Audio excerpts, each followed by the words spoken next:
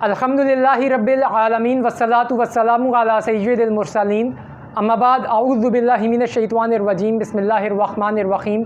अस्सलाम वालेकुम व्यूअर्स, आज आपको वरासत की तकसीम के बारे में बताएंगे कि बिलफ़र्ज़ अगर फ़ॉर एग्ज़ाम्पल बाप की डेथ हो जाती है, उसके बाद उसकी वाइफ और बेटियों के अंदर तकसीम करनी है उसकी प्रॉपर्टी को बेटों और बेटियों के अंदर, तो कैसे की जाएगी। ठीक है व्यूअर्स, अब यहाँ पे एक क्वेश्चन लिखा हुआ है। सबसे पहले इस क्वेश्चन को आप देख लें। An amount of ₹4 lakh left as an inheritance is to be distributed among a widow and 4 daughters, यानी कि बेवा को कहते हैं विडो एंड 4 डाटर्स, यानी कि उसका कोई बेटा नहीं है, 4 बेटियां हैं और एक बेवा, उनके दरमियान में प्रॉपर्टी को तकसीम करना है।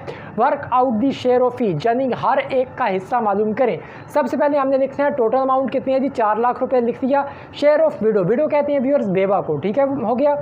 विडो कहते हैं बेवा को। अब आप याद रखें बेवा का हिस्सा होता है 1/8। 1/8 लिख के हमने टोटल अमाउंट को मल्टीप्लाई कर दिया। 1/8 मल्टीप्लाई बाय 4 लाख, यानी कि 4 लाख को 8 से हम डिवाइड करेंगे। जवाब आ गया 50,000 रुपये। 50,000 रुपये मिलेंगे बेवा को।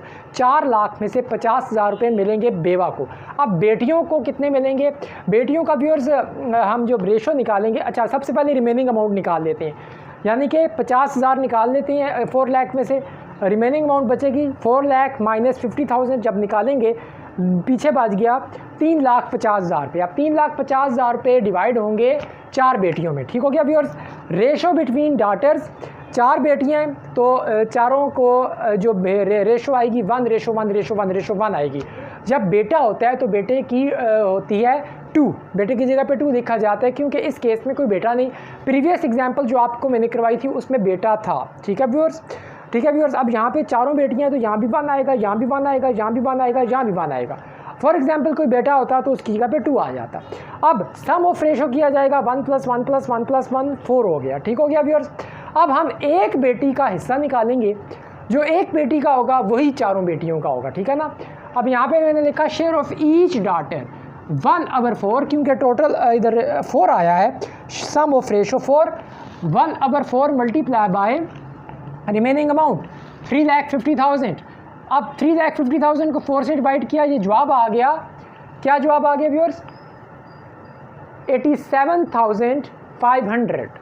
87,500 एक बेटी को मिलेगा, दूसरी बेटी को भी 87,500 मिलेगा, तीसरी बेटी को भी इतना ही मिलेगा, चौथी बेटी को भी इतना ही मिलेगा, ठीक हो गया व्यूअर्स। अब यहाँ पे एक चीज़ आप अपनी तसल्ली के लिए देख लें कि इसको आप 4 से मल्टीप्लाई करें, क्योंकि चारों बेटियों का यही हिस्सा है जो, और उसमें जमा कर दें 50,000, तो आप देखेंगे कि टोटल 4 लाख बन जाएगा, ठीक है ना। तो बेवा के हिस्से में आए 50,000 रुपये, हर बेटी के हिस्से में आए 87,500 रुपीज़, ठीक हो गया व्यूअर्स। और अगर बेटा होगा तो बेटे का दुगना होता है, डबल होता है।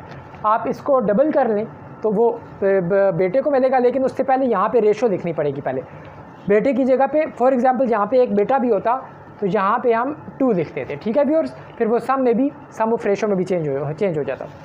तो मैं आपको पहले बेटे वाली एक मिसाल करवा चुका हूँ। उम्मीद है व्यूअर्स ये एग्जाम्पल आपको समझ आ गई होगी।